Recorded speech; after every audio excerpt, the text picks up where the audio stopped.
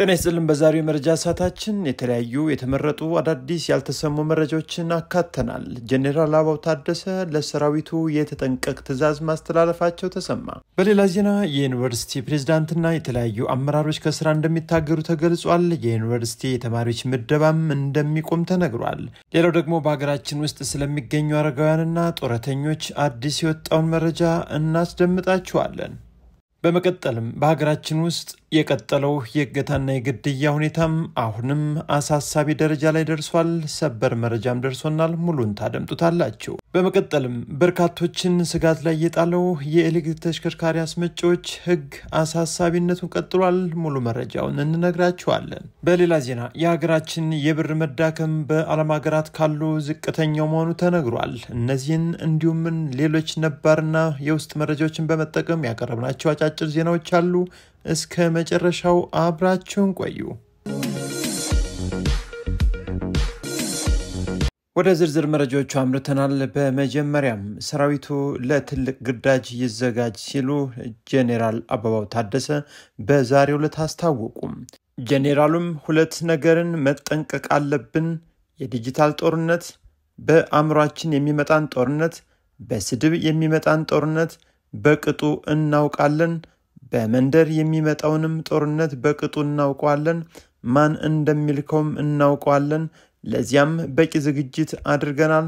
ስለዚህም ደማችሁንም አጥንታችሁንም ከስከሳችሁም ለዚያ ታላቅ ግዳጅ ተዘጋጁ ሲሉ ይህን ንግግርም በዛሬው ዕለት አሰምተዋል።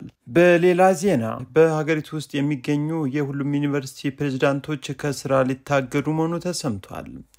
ዩኒቨርሲቲዎች ስለ ተማሪዎቻቸው ትክክለኛ መረጃ ካላቀረቡም ፕሬዝዳንቱን ጨምሮ ኃላፊዎቻቸውም ከስራ ይባረራሉ ነው የተባለው። ይህንን ያሉትም የትምህርት ሚኒስትር ብርሃኑ ነጋ ሲሆኑ በቀጣይም 6 ወራት ዩኒቨርሲቲዎች ለተማሪዎቻቸው ሌሎችንም ጉዳዮች መረጃ በትክክልና ለትምህርት ሚኒስትር ማቅረብ አለባቸው ብለዋል።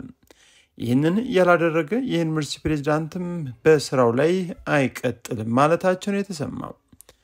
ትምህርት ሚኒስትር ይህንን ያሉት የትምህርት ሚኒስትር ከከፍተኛ ትምህርት ተቋማት ጋር የዩኒቨርሲቲ ውጤትን በተመለከተ የስምምነት ውል በተፈራረመበትም ወቅት ነው።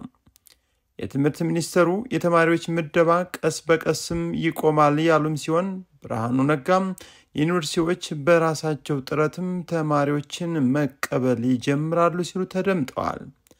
በቅርብ ጊዜ ውስጥም እኛ የተማሪ ምደባን ስራን እየቀነስን እንመጣለን ያሉም ሲሆን ተማሪዎች ዩኒቨርሲቲን መርጠው በተቋሙ ብቃት ለይተው መግባት ይጀምራሉ ማለታቸው ተደምጧል። ወደ ዕለቱ ቀጣዩ መረጃችን ስናመራ ደግሞ በሀገራችን ውስጥ የወጣው አዲሱ መመሪያ በርካቶችን ከስራ ውጭ እንደሚያደርግ እየተነገረ ነው። ይህ አዲሱ መመሪያ ከስራ ውጭ ያደርገናል ሲሉም አቤቱታ ያቀረቡት የኢትዮጵያ የኤሌክትሪክ ተሽከርካሪ አስመጪዎች እንደሆኑ ነው የተሰማው። የትራንስፖርትና ሎጂስቲክ ሚኒስቴር ያጸደቀው መመሪያ ተግባራዊ አለመደረጉን ገልጸዋል። የትራንስፖርትና ሎጂስቲክ ሚኒስቴርም የኤሌክትሪክ ተሽከርካሪዎች አስመጪዎች የጥገናና ሰርቶ ማሳያ ወይም ጋራዥ ማቋቋም እንዳለባቸው የሚያስገድድ መመሪያ ማውጣቱ ይታወሳል። የመመሪያውን ተግባራዊ መደረግ ተከትሎም ለአሃዱ ሬዲዮ ቅሬታቸውን ያቀረቡ የኤሌክትሪክ ተሽከርካሪ አስመጪዎች መመሪያው ያሉትን አስመጪዎች ከገበያው ከማስወጣቱም ባለፈም አዳዲስ አስመጪዎችም ወደ ዘርፉ እንዳይቀላቀሉ እንቅፋት ይሆናልም ብለዋል። በቂና ብቁ ባለሙያ በሌለበትና በቂ የመኪና መለዋወጫ ባልተሟላበት ሁኔታ ሁሉም አስመጪዎች የሰርቶ ማሳያና የጥገና ክፍል ወይም ጋራዥ ያቋቁሙ ቢባል እንኳን በቂ የመሬት አቅርቦት አይኖርም ሲሉ አስመጪዎች ገልጸዋል። በሚኒስቴር መስሪያ ቤቱ የትራንስፖርት አገልግሎትና ቁጥጥር አማካሪ አቶ አሰፋ አዲስም የጸደቀው መመሪያ ተግባራዊ አለመደረጉንም ጠቅሰው መመሪያው የሚጠቅመው በአስመጪዎችና በተጠቃሚዎች መካከል አስተማማኝ የሆነ ዋስትናም እንዲኖር ነው ብለዋል። ይህም በዘርፉ ቀጣይነት ያለው ስራ እንዲሰሩ ለማድረግም ያለመ መሆኑን ገልጸዋል። አክለውም የኤሌክትሪክ ተሽከርካሪ አስመጪዎች የብቃት ማረጋገጫ ወስደው ወደ ስራ ከገቡ በኋላ መመሪያውን አክብረው መስራታቸው ግዴታ መሆኑንም አስምረውበታል። አሁን ላይ በኢትዮጵያ ከ400 በላይ ተቋማት የኤሌክትሪክ ተሽከርካሪ እያስመጡና እየገጣጠሙ መሆናቸውን የትራንስፖርትና ሎጂስቲክ ሚኒስቴር ማስታወቁ አይዘነጋም። ወደ ሌላኛው መረጃችን ስናመራ ሰበር መረጃ ደርሶናል። በሀገራችን ውስጥ በተለያዩ አካባቢ በበርካታ ግለሰቦች ላይ የሚፈጸም የግድያና የእገታ ወንጀል ዛሬም ቀጥሏል። በዛሬው ዕለትም 4 ሰዎች ሲገደሉ 10 ሰዎች ታፍነው መወሰዳቸው እየተነገረ ነው።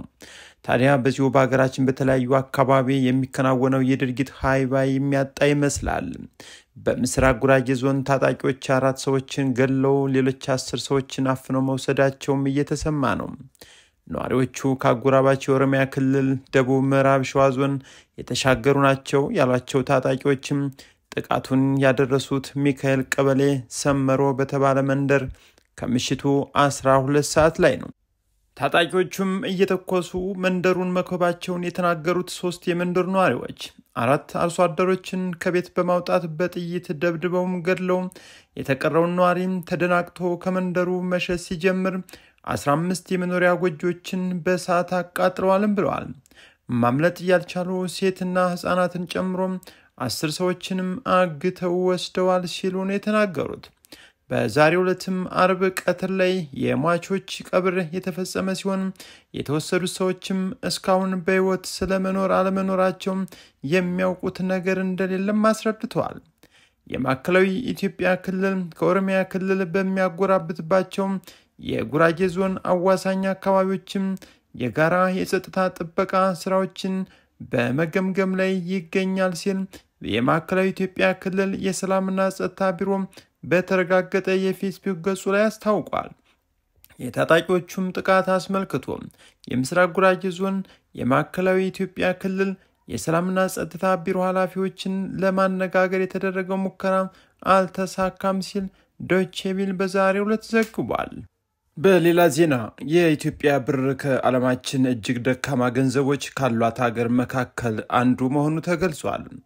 እየተገባደደ በሚገኘው የአውሮፓውያኑ 2025 ዓመት የኢትዮጵያ ብር ከዓለማችን እጅግ ደካማ ገንዘቦችን መካከል አንዱ ሆኖ መመዝገቡን የተገለጸው በየጊዜው እያሽቆለቆለ ለመጣው የኢትዮጵያ ብር መዳከም በርካታ መንስኤዎች ቢኖሩትም ዋነኛው ግን የኢኮኖሚ አለመረጋጋት መሆኑንም ኤክስኤስ.ኮም የተባለው የምጣኔ ሀብት ተቋም ከሰሞኑ ይፋ ያደረገው መረጃ አመላክቷል። በተቋሙ መረጃ መሰረትም በአመቱ ከዓለማችን እጅግ ደካማ ገንዘብ ካላቸው ሀገራት መካከል ኢራን፣ ሊባኖስና ዚምባብዌን አስከትሎም የአንደኝነቱን ደረጃ የያዘችው ሲሆን ኢትዮጵያ ደግሞ ከየመን ቀጥሎ ከሃይቲ ደግሞ ተሽላ በ26ኛ ደረጃ ላይም ተቀምጣለች። የኢትዮጵያ ብር ባለፈው የጎርጎሮሳውያኑ ዓመትም ከሳራ በታች ካሉ ደካማ ገንዘብ ካላቸው ሀገራትም ተርታ እንደሚመደብ የዓለም ባንክ ባወጣው መረጃ መግለጹ ይታወሳል። መንግስት ኢኮኖሚውን ለማረጋጋትና ከብር መዳከም ጋር በተያያዘ የሚከሰተውን የዋጋ ግሽበት ለመቀነስ የተለያዩ ፖሊሲዎችንና መመሪያዎችን እየተገበረ መሆኑን በተደጋጋሚ ሲገልጽ ይሰማል። የኢትዮጵያ ብሔራዊ ባንክ የገንዘብ ፖሊሲ ኮሚቴም ጥብቅ የገንዘብ ፖሊሲን በመከተል የዋጋ ግሽበቱን ለማርገብና ኢኮኖሚውን ለማረጋጋት የሚያስችሉ ውሳኔዎችን ማሳለፉም በቅርቡ 4ኛ ጉባኤውን ባከናወነበት ወቅትም መግለጹም አይዘነጋም። ወደ ሌላኛው የዕለቱ መረጃ መራን። በኢትዮጵያ 6.8 ሚሊዮን አረጋውያን ቢኖሩም የጡረታ አበል የሚከፈላቸው ግን 700,000 እንደሆኑ ተነገረ። በዚህም ምክንያት የኑሮ ውድነቱን ተጨምሮበት አብዛኞቹ አረጋውያን የማምሻ እድሜያቸውን በችግር እየገፉም ነው ተብሏል። የኢትዮጵያ አረጋውያንና ጡረተኞች ብሔራዊ ማህበር ምክትል ፕሬዝዳንት የሆኑት አቶ ጌታቸው ክፍሉም ኬንያን ጨምሮ ሌሎች ሀገራት እድሜያቸው ከ60 በላይ ለሆኑ ሁሉም አረጋውያን የጡረታ መብት ይከበርላቸዋልም ብለዋል። ኢትዮጵያ ውስጥ ግን በተለይ እድሜው ሙሉ በጉልበት ስራ የሚገፋው ሁሉም ገበሬ ማለት በሚቻል ደረጃ የእርጅና ዘመኑ ከማህበራዊ ዋስትና ጥበቃና የጡረታ መብት ውጪ እንደሆነም ተናግረዋል። ይህ እንዲስተካከል ማህበራቸው ለአመታት መንግስትን ቢጠይቅም የመንግስት ምላሽ ግን አረጋውያኑ በወጣትነት እድሜያቸው የጡረታ መዋጮ ስላላዋጡ ነው የሚል እንደሆነም ኃላፊው ተናግረዋል። አረጋውያኑ በወጣትነት የጡረታ መዋጮ አዋጡትም አላዋጡትም እንደ ሌሎች ሀገራት የጡረታ መብታቸው ሊከበርላቸው ይገባል የሚሉት ኃላፊው ይህም ከሀገሪቷ ኢኮኖሚ አቅም በላይም አይደለም ብለዋል። በሴቶችና ማህበራዊ ጉዳይ ሚኒስቴር በአረጋውያን ቤተሰብ ጉዳይ ላይም ስራ አስፈጻሚ የሆኑት አቶ ተስፋዬ ሮቤል በበኩላቸው መንግስት አቅም በሚፈቅደው ሁሉም የአረጋውያን ማህበራትን ያግዛል፣ ወደፊትም ይህንን የተመለከተ አዋጅም ለማውጣት እየሰራን ነው ብለዋል። በዓለም አቀፍ ደረጃ ዘንድሮ ለ35ኛ ጊዜ በሚከበረው የአረጋውያን ቀን ኢትዮጵያ 1 ዓመት ብቻ ዘግይታ 34ኛውን የአረጋውያን ቀን ያከበረችም ቢሆን እስካሁን የአረጋውያን ማህበራዊ ዋስትና የተመለከተ አዋጅም ስምምነትም ሆነ ፖሊሲ የላትም ተብሏል። ለዛሬ ያዘጋጀናቸውን ዝርዝር መረጃዎች በዚህ አጠናቀናል። መልካም ጊዜ።